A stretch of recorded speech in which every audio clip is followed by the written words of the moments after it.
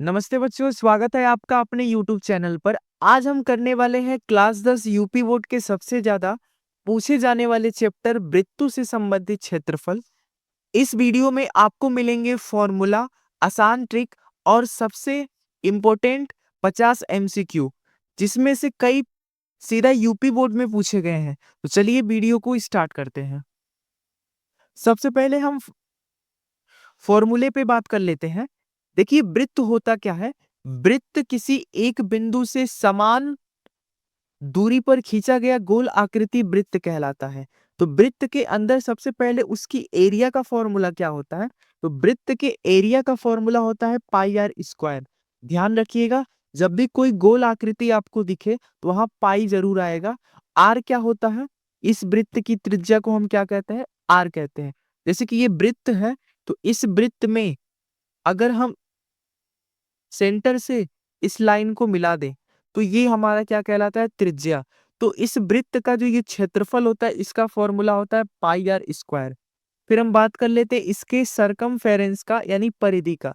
तो वृत्त की परिधि का मतलब होता है ये जो चारों तरफ का किनारा है, इसको हम वृत्त की परिधि कहते हैं। और वृत्त की परिधि का फॉर्मूला होता है 2 पाई आर।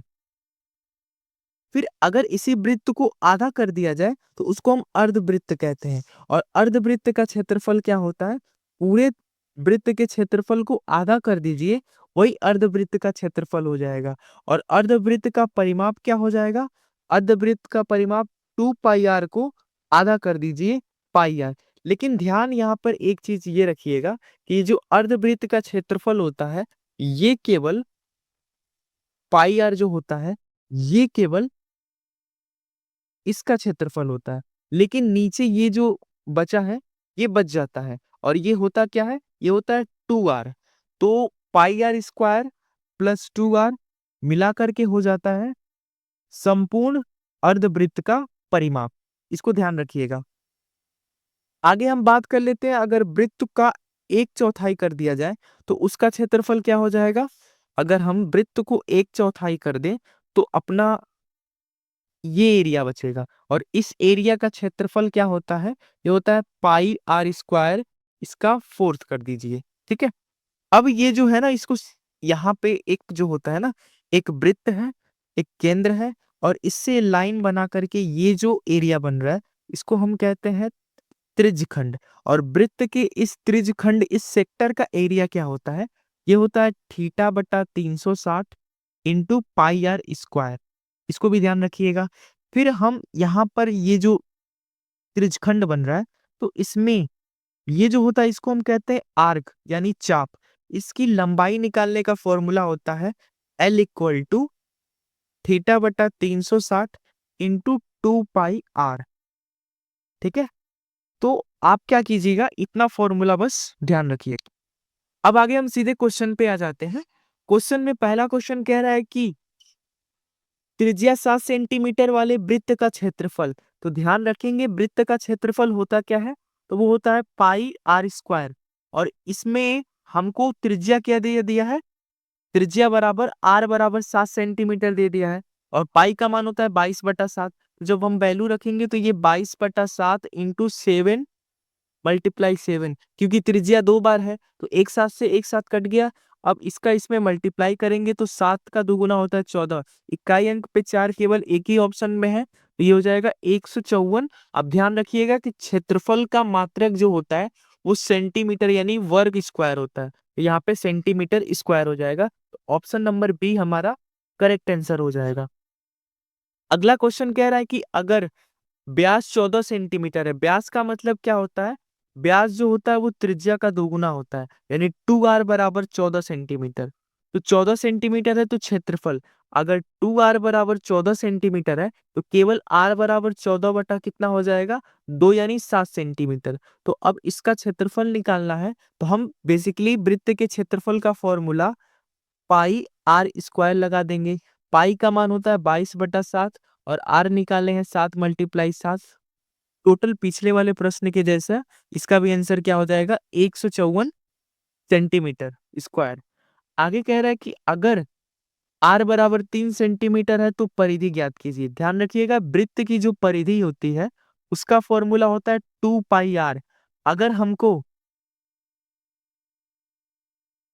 यहाँ पे r की वैल्यू कितनी दे दी है, ये होता है 22/7, और r की वैल्यू कितनी दे दी है हमको, यहाँ पे 3 दे दी है। तो इसको जब हम सॉल्व करेंगे तो ध्यान रखिएगा 22/7 का मान कितना होता है, इसका मान होता है 3.14 गुणे 3। अब हम इकाई अंक से भी काट सकते हैं। इकाई अंक पे अगर ध्यान से देखने जाएंगे तो 4 कितना होता है 12, 12 का दुगुना कितना होता है 24, 24 का मतलब इकाई अंक पे 4 आना चाहिए।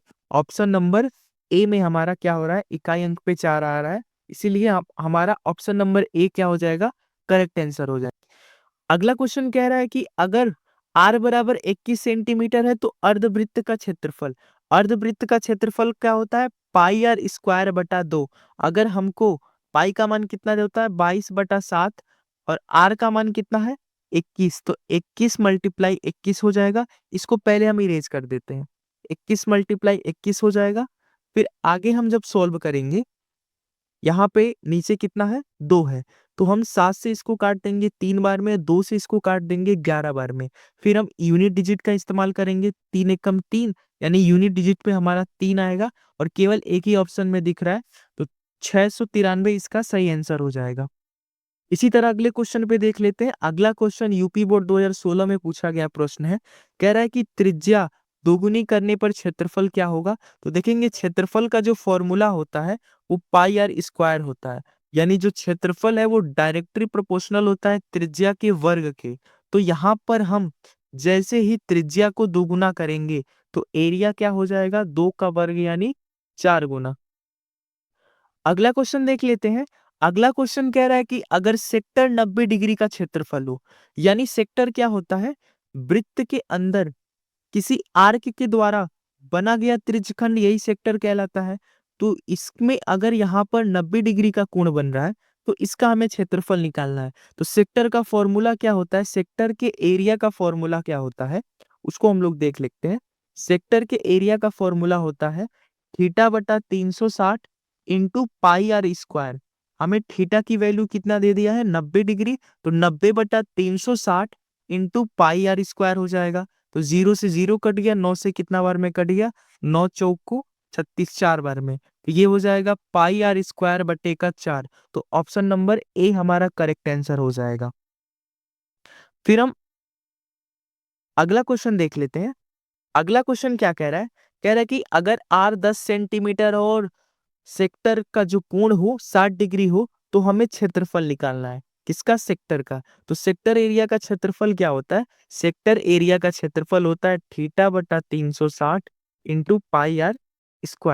तो यहाँ पर बस हम वैल्यू रख देते हैं, तो थीटा के जगह पे हो जाएगा 60/360 इंटू पाई का मान 22/7 होता है, इंटू आर, आर कितना दे दिया हमको 10, तो 10 × 10 हो गया। तो 1 0 से 1 0 कट गया, 6 से ये 6 बार में कट जाएगा।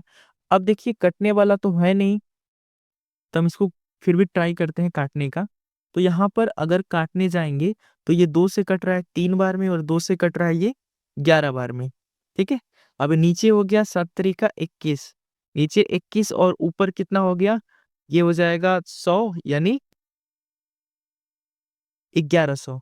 अब जैसे ही हम 21 से 1100 में भाग देंगे तो आंसर दशमलव में आएगा। तो हमारा यहाँ पर कैलकुलेट कर लीजिएगा आप, ऑप्शन नंबर यहाँ पर बी राइट आंसर है। हम अगले क्वेश्चन पे चले जाते हैं। अगला क्वेश्चन हमारा क्या कह रहा है, अगला क्वेश्चन कह रहा है कि अगर r 7 सेंटीमीटर हो और स्मॉल r भी 3 सेंटीमीटर हो तो रिंग का एरिया बताना है। देखिए रिंग के एरिया का फॉर्मूला क्या होता है, रिंग कैसे बना होता है, रिंग में हम 2 वृत्त देख सकते हैं। ये वाला जो भाग है ये क्या होता है, ये ठोस होता है। तो यहाँ पर एक ही सेंटर होता है, यहाँ से एक तो इसकी बाहर वाले की त्रिज्या कैपिटल आर हो जाएगी और एक जो है अंदर वाले की त्रिज्या स्मॉल आर हो जाएगी। तो ये जो रिंग का एरिया है इसका फॉर्मूला क्या होता है, ये होता है पाई कैपिटल आर का स्क्वायर माइनस स्मॉल आर का स्क्वायर। तो बस हम क्या कर देंगे, फॉर्मूला में रख देंगे कैपिटल आर 7 का स्क्वायर 49 माइनस स्मॉल आर 3 का स्क्वायर 9, 49 में से 9 घटाएंगे 40 पाई। तो यहाँ पे ऑप्शन नंबर क्या हो जाएगा, एक सेकेंड, 3 त्रिका 9, 7 सते 49। ऑप्शन नंबर सी दिया है लेकिन नहीं दिया है, लेकिन हम क्या कर लेंगे 40 पाई आंसर लगा लेंगे।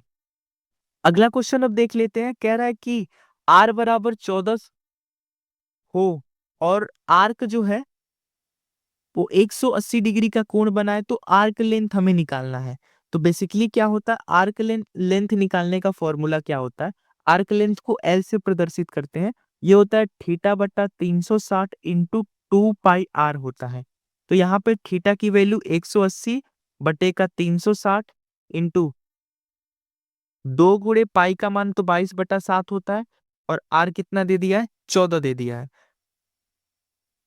हमको पता है 180 का दुगुना होता है 360, और 2 से 2 कट गया और 7 से इसको काटेंगे 2 बार में, और 22 का दुगुना होता है 44। इसीलिए ऑप्शन नंबर ए हमारा करेक्ट आंसर हो जाएगा। अब हम अगले क्वेश्चन पे बढ़ जाते हैं। अगला क्वेश्चन क्या कह रहा है, अगला क्वेश्चन कह रहा है कि डायमीटर, डायमीटर का मतलब डी यानी 2r बराबर 28 सेंटीमीटर हो, तो आर बराबर कितना हो जाएगा 28/2 यानी 14। तो आगे पूछ क्या रहा है हमसे, सरकमफेरेंस, सरकमफेरेंस मतलब परिधि, और परिधि कितना होता है 2 पाई आर होता है। 2 गुणे पाई का मान 22/7 और आर का मान कितना है 28/2 यानी 7। तो 7 से 7 कट गया और 22 का दुगुना हो गया 44। तो इसमें क्या हो जाएगा, डायमीटर हमारा कितना निकल जाएगा 44 सेंटीमीटर। अब हम लोग आगे के क्वेश्चन को देख लेते हैं। आगे का क्वेश्चन कह रहा है कि पाई का मान कितना होता है। तो पाई के 2 मान होते हैं, ध्यान रखिएगा। पाई का एग्जैक्ट तो मान हमें नहीं पता है, पर पाई का 2 लगभग मान होता है। एक होता है 22/7 और एक होता है 3.14। तो यहाँ पे ऑप्शन कितना हो जाएगा, सी हो जाएगा। अगला क्वेश्चन कह रहा है कि आर बराबर 7 हो तो क्वाड्रेंट एरिया बताइए। क्वाड्रेंट एरिया का मतलब होता है जो हमारा वृत्त है उसको 1/4 कर दीजिए। तो यहाँ पर क्या हो जाएगा, ये हो जाएगा 22/7, इसका 1/4 करना है, और आर का कितना दे दिया है 5, तो 2 बार 5 हो गया। तो इसको जब हम सॉल्व करेंगे, अगर हम 2 से काट लेते हैं 2 बार में और 2 से काट लेते हैं 11 बार में, ये हो जाएगा 55, ऊपर हो जाएगा 25, 25 गुणे 11 बटे का 2 यानी 110 बटे का ये नीचे 7 भी है, और 7 का दुगुना कितना होता है 14।